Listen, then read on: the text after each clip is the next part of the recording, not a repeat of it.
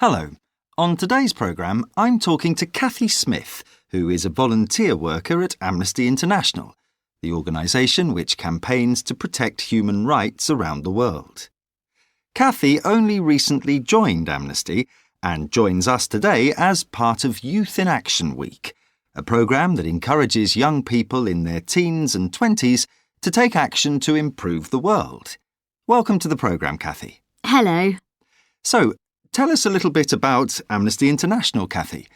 When did the organisation start? Well, it was founded in London in 1961 after a well-known lawyer wrote an article in a newspaper which told people about all the prisoners of conscience in the world. Prisoners of conscience? Yes, people who have been sent to prison because of their religious or political beliefs, not because they have committed an offence. Amnesty International is an NGO, which stands for Non-Governmental Organisation. That means that it gets no government support, but it gets money from its members and donations from supporters.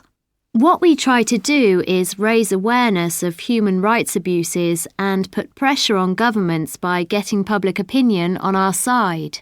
And what exactly does Amnesty International fight for? Well, we have a number of long-running campaigns.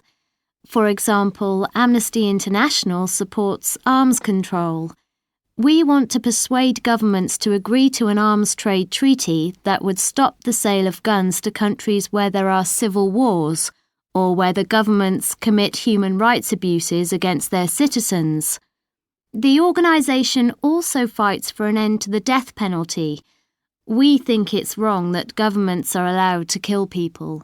And don't you fight for justice for people who are wrongly in prison? Absolutely. That's one of the main purposes of Amnesty. For example, at the moment, we're supporting a teenager who is in prison because he has refused to join the army in his country. We don't want to abolish all armies, but we think it is a basic human right to be allowed to choose whether you join an army or not. Well, it sounds like Amnesty International still has a lot of campaigning to do. I think so. OK, thanks for coming into the studio, Kathy. After the break, we'll be speaking...